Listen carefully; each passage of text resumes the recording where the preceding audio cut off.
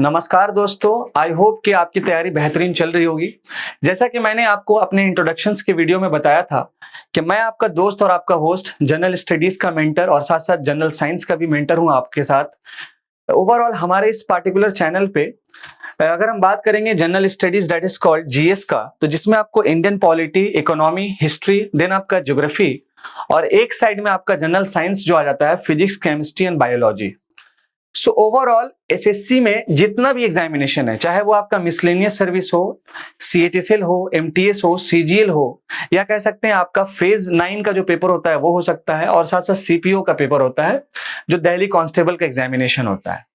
सो इस particular videos के through आपको कंप्लीट जनरल स्टडीज और जनरल साइंस के जो टॉपिक्स को बताया जाएगा, पढ़ाया जाएगा। मैंने अपने इंट्रोडक्शंस के वीडियो में भी आपको बताया। सो ओवरऑल आज का हमारा जो सेशन है वो इंडियन पॉलिटी का फर्स्ट लेक्चर है, और इस पार्टिकुलर लेक्चर में मैं आपको इंट्रोडक्शंस टू कॉन्स्टिट्यूशंस के रिगार्डिंग जो जो इंपॉर्टेंट फैक्ट्स होता है वो आपके सामने डिस्कस किया जाएगा, और इसके साथ साथ क्या वो इंपॉर्टेंट क्वेश्चंस कैसे बन सकता है। हमारा जैसे जैसे सेशन आगे बढ़ेगा इसी हिसाब से क्या होगा कि प्रीवियस ईयर पेपर का एनालिसिस किया जाएगा, मेमोरी बेस्ड क्वेश्चंस को कराया जाएगा, टीसीएस के पैटर्न पे जो आपका एग्जामिनेशन होता है उसके अकॉर्डिंग ही क्वेश्चन को सॉल्व किया जाएगा। और अभी राइट नाउ जो स्टैंडर्ड बुक्स है, जैसे एज फॉर एग्जांपल लक्ष्मीकांत का बुक आपको दिख रहा होगा, कहा जाता है कि इंडियन पॉलिटी में ये एक बाइबल है, दैट इज कॉल्ड लक्ष्मीकांत का जो बुक है आपका, ये बाइबल है। और इसके साथ साथ एक साइड में आपका एनसीईआरटी आप देख ही रहे हैं। अगर हम बात करेंगे एनसीईआरटी का, तो इसके रिगार्डिंग मेरे इंट्रोडक्शंस के वीडियो में आप जरूर जाके देखें, उसमें मैंने कुछ एक अच्छा सा अप्रोच आपको समझाया है। तो ओवरऑल आज का हमारा जो सेशन इंट्रोडक्शंस टू कॉन्स्टिट्यूशन का, जिसमें आपको कंप्लीट निचोड़ मिलेगा, इसके बाहर कुछ भी नहीं आएगा। जितना चीज डिस्कस कर रहे हैं बस दिल लगा के आपको सुनना है, और साथ साथ एक इंपॉर्टेंट पॉइंट कि किस तरह से इंडियन पॉलिटी के कॉन्सेप्ट को करंट अफेयर से रिलेट करना है वो भी आज हम लोग समझेंगे। तो आइए सेशन का शुरुआत करते हैं। जैसा कि बात करेंगे अगर हम कॉन्स्टिट्यूशन डे का या फिर इंट्रोडक्शंस टू कॉन्स्टिट्यूशन का, तो कुछ इंपॉर्टेंट फैक्ट्स एंड डेटा को आज हम समझते हैं। और इससे पहले हम समझते हैं कि आखिर हमारे देश में संविधान आने से पहले क्या क्या वो प्रॉब्लम और क्या क्या वो मतलब कि डिफिकल्टीज आया संविधान के बनाने वालों के लिए और संविधान लाने तक के लिए, और कौन सा वो इंपॉर्टेंट पर्सनैलिटी थे जिन्होंने इस पार्टिकुलर कॉन्स्टिट्यूशन का आइडिया दिया। आप एक देख सकते हैं एक शख्स जिनका नाम बी.आर. अम्बेडकर जी है, तो इनके बारे में मेरा एक और इन डेप्थ टॉक का शो चल रहा है पर्सनैलिटीज करके, इन डेप्थ टॉक्स में। तो ओवरऑल वहां पर मैं डॉक्टर बी.आर. अम्बेडकर जी के आइडियोलॉजीज पे डिस्कस करूंगा। तो होप कि आप उस चैनल्स पे भी जाएं, इसी एसएससी के चैनल पे उसका लिंक आपको भी मिल जाएगा, ताकि वहां पर आप डिफरेंट पर्सनैलिटी के बारे में जो इंपॉर्टेंट फैक्ट्स होता है और इंपॉर्टेंट जो उनका आइडियोलॉजी है वो पढ़ पाए, ताकि आपके बिल्कुल मैं जो पढ़ा रहा हूँ वो एग्जाम के पॉइंट ऑफ व्यू से पढ़ा रहा हूँ, ताकि आपका एग्जामिनेशन में कहीं ना कहीं वो ज्यादा से ज्यादा हेल्प कर पाए और आपके सक्सेस में एक छोटा सा कॉन्ट्रीब्यूशन मेरा बन पाए।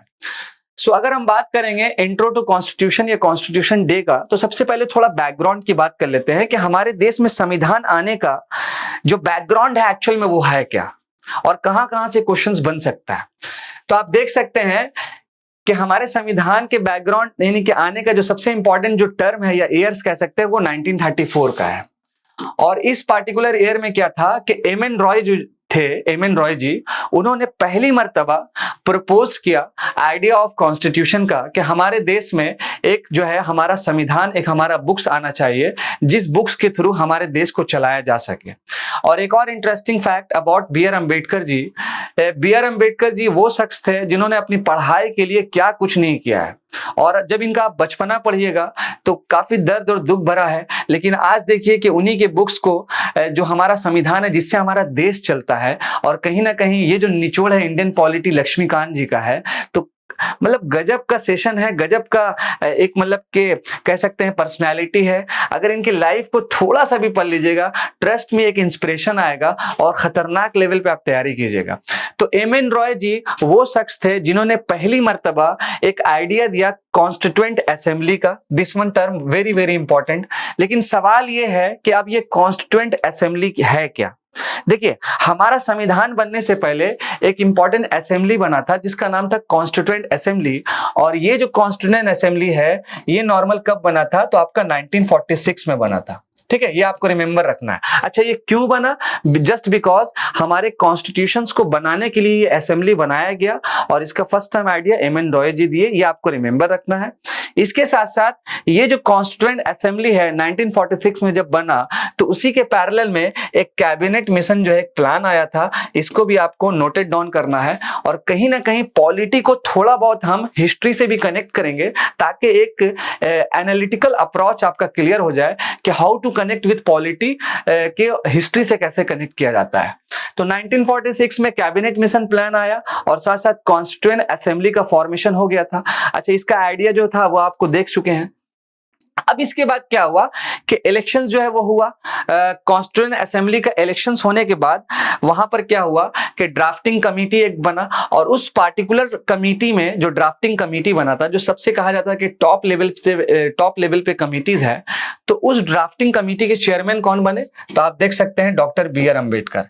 अच्छा, एक और नाम, ये कॉन्स्टिट्यूएंट जो असेंबली था और एक ड्राफ्टिंग कमेटी जब बना तो कॉन्स्टिट्यूशन असेंबली में एक एडवाइजर थे, हमारे संविधान बनाने के एक एडवाइजर थे जिनका नाम था बी.एन. राव जी, जिनका नाम था बी.एन. राव। और कहा जाता है कि अगर बाबा साहब अंबेडकर के बाद अगर एक बहुत बड़ा नाम है हमारे संविधान को देने के लिए हमारे देश में, तो वो नाम है जनाब बी.एन. राव जी का, विच is very very important personality.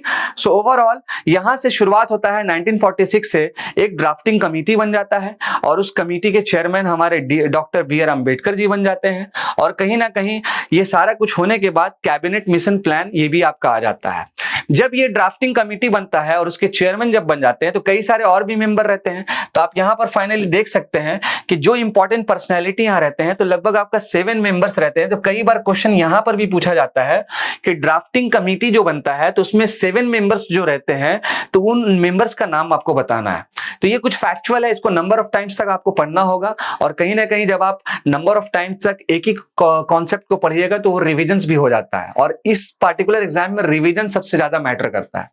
तो पहला जो नाम है आपका अल्लादी कृष्णा स्वामी अय्यर, इसके साथ साथ आपका एन गोपाला स्वामी, इसके बाद आपका बी.आर. अम्बेडकर जी, ये ऑलरेडी चेयरमैन है जो मैंने पहले बता दिया। तो इसका मतलब ये हो गया कि 6 मेंबर प्लस एक चेयरमैन इज इक्वल टू 7, ये 7 मेंबर हो गया पूरा। K M Munshi which is very very important name, Mohammad Saadulla, B L. Mitter और उसके बाद लास्ट वन आपका डी.पी. खायतान। ट्रस्ट मी, इतने खतरनाक लेवल पे इसको पढ़ना है आपको कि इसमें एक भी नाम मिस ना हो। और सबसे इंपॉर्टेंट नाम डॉक्टर बी.आर. अम्बेडकर और हमारे संविधान बनाने के जो एडवाइजर्स थे B N. Rau ji, which is very very important. तो यहां तक जो था एक बैकग्राउंड था, बैकग्राउंड से शुरुआत हुआ, कॉन्स्टिट्यूएंट असेंबली बना। अब कुछ इंपॉर्टेंट फैक्चुअल चीजें जो आपके सामने हम डिस्कस करेंगे which is very very important. Okay, so आइए चलिए उसको हम डिस्कस करते हैं। तो फर्स्ट ऑफ ऑल यहां से एक चीज आप रिमेंबर रखिएगा कि जब ये आपका कॉन्स्टिट्यूएंट असेंबली 1946 में बना तो इसका जो पहला मीटिंग हुआ, यहां से भी कभी कभी क्वेश्चन आता है कि कॉन्स्टिट्यूएंट असेंबली बनने के बाद इसका जो है आपका फर्स्ट मीटिंग जो है वो कब हुआ? तो आपका आंसर हो जाएगा 30 अगस्त 1947। देखिए डायरेक्टली क्वेश्चन आता है और आपको पता है कि 1947 में हमारे देश में कानून आया था इंडिया पार्टीशन एक्ट 1947 और उसके बाद से भारत और पाकिस्तान में बंटवारा जो हो गया वो भी आपको रिमेंबर रखना है कहीं ना कहीं। उसके साथ साथ जब फर्स्ट मीटिंग 30 अगस्त 1947 में हुआ किसका? कॉन्स्टिट्यूएंट असेंबली का। देन इसके बाद क्या हुआ कि ओवरऑल जब हमारा संविधान बन गया, हमारा संविधान बनने के बाद लगभग आपका जब हमारा देश आजाद हो गया था, संविधान जब बन गया था, तो ओवरऑल 26 नवंबर 1949 को हमारा जो है संविधान जो है मतलब कि आया, लेकिन वो अडॉप्टेड नहीं हुआ था, ये आपको रिमेंबर रखना है। अडॉप्टेड कब हुआ था? 26 जनवरी 1950 को। 26 नवंबर 1949 में हमारा संविधान जो है अडॉप्ट हुआ और 26 जनवरी 1950 में हमारा जो कॉन्स्टिट्यूशन है केम इनटू फोर्स, यानी कि काम में आया, वर्केबल हुआ। ये जो दो डेट है ये बहुत ज्यादा इंपॉर्टेंट है, इसको आप एक बार हम लिख देते हैं इसको ताकि आपको समझ में आ जाए। देखिए सबसे पहला जो डेट है 26 नवंबर 1949 में जब संविधान हमारा बन गया था कंप्लीट, तो इस पार्टिकुलर डे में ये हमारा संविधान अडॉप्ट किया गया था, ठीक है। और फाइनली क्या हुआ कि 26 जनवरी 1950 में हमारा संविधान हमारे देश में केम इनटू फोर्स हुआ, ठीक है, केम इनटू फोर्स, यानी इसके बाद से जो है लागू हो गया, ये केम इनटू फोर्स। ये दो इंपॉर्टेंट डेट आपको रिमेंबर रखना है, जहां से कई बार जो है क्वेश्चन आपसे पूछा गया है। एक आपका 26 नवंबर और एक आपका क्या है, आपका 26 जनवरी 1950। एक डेट में आपका अडॉप्शन हुआ और एक डेट में क्या हुआ, केम इनटू फोर्स हुआ।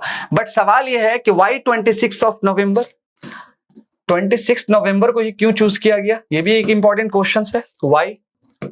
तो आप कमेंट सेक्शन में जरूर इसका आंसर्स बताइएगा कि आखिर 26 ऑफ नवंबर को ये क्यों चूज किया गया, और इस पार्टिकुलर 26 ऑफ नवंबर को और कौन से डे से हम लोग सेलिब्रेट्स करते हैं, ये भी कमेंट सेक्शन में जरूर आप बताएं बाद में जब आप देखेंगे इस वीडियोस को।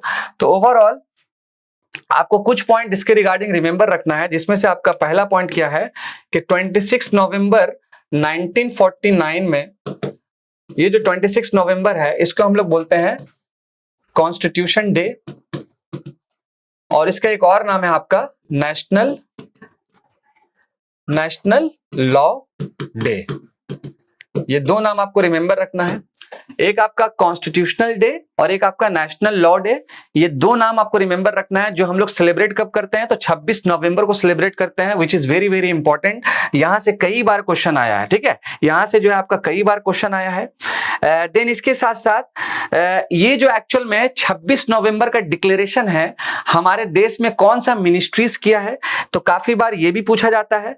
और कब से डिक्लेरेशन हुआ है, तो सबसे पहला पॉइंट, ये जो 26 नवंबर का डिक्लेरेशन है, तो हमारे देश में एक मिनिस्ट्रीज है जिसका नाम है ministry of social justice and empowerment. Ministry of social justice and empowerment, ये हमारे देश की वो मिनिस्ट्रीज है जो 26 नवंबर को एज ए कॉन्स्टिट्यूशन डे जो है ये आपका घोषित की है, ये डिक्लेयर्ड की है। ये आपका एक नोट डाउन एकदम अच्छे से बना लेना है, क्योंकि कई बार क्वेश्चन यहां से पूछा जाता है, इसलिए मैं बार बार इसको पॉइंट आउट कर रहा हूं। ओके, तो 26 नवंबर को जो है हमारा मतलब कि जो संविधान का डे मनाया जाता है, संविधान दिवस मनाया जाता है, तो इसको डिक्लेयर कौन किया, तो ministry of social justice and empowerment. अच्छा, कब किया ये इंपॉर्टेंट है, तो आपका आंसर हो जाएगा 19 नवंबर 2015। एक बार इसको हम रिवीजन थोड़ा दे देते हैं ताकि आपको और समझ में आ जाए। देखिए पहला पॉइंट, हमारा जब कॉन्स्टिट्यूएंट असेंबली 1946 में बन गया, तो उसका जो फर्स्ट मीटिंग हुआ था अगस्त 1947 में हो गया। ये पहला पॉइंट क्लियर हो गया। जैसे ही संविधान हमारा बन गया, तो उसको हम लोग आजादी के बाद कब अडॉप्ट किए, आपका आंसर हो जाएगा 26 नवंबर 1949 में। और उसके बाद 26 जनवरी 1950 को केम इनटू फोर्स में आया। ये तीन इंपॉर्टेंट डेट हो गया। अब जो है कि 26 नवंबर को डिक्लेरेशन कौन दिया, तो ministry of social justice and empowerment, which is very very important ministries. आपको कमेंट सेक्शन में ये बताना है कि सोशल जस्टिस एंड एम्पावरमेंट के मिनिस्टर्स कौन है। देन इसके बाद 19 नवंबर 2015 में ये डिक्लेरेशन हुआ कि 26 नवंबर को कॉन्स्टिट्यूशन डे जो है सेलिब्रेट करना है। तो मैंने आपको समझाया बैकग्राउंड, देन ड्राफ्टिंग कमेटी का कुछ इंपॉर्टेंट पॉइंट्स, और थोड़ा सा जो है आपका बैकग्राउंड समझाया कि कब क्या होता है, इंपॉर्टेंट डेट्स आपको मैंने बताया, विच इज वेरी वेरी इंपॉर्टेंट, जो आपको समझ के चलना है, अच्छे से पढ़ के चलना है। अब हम थोड़ा सा इंपॉर्टेंट बात करेंगे कि कुछ इंपॉर्टेंट फैक्ट्स का हमारे संविधान का। हमारे संविधान में कुछ जो इंपॉर्टेंट फैक्ट्स है, जहां से कई बार क्वेश्चन आता है कि संविधान बनाते वक्त क्या हुआ, कि क्या क्या इंपॉर्टेंट जो मतलब कि कठिनाइयां आई और क्या क्या तकलीफ हुआ और कहां कहां से आपका क्वेश्चन बनता है। ट्रस्ट मी, बहुत ज्यादा इंपॉर्टेंट है ये।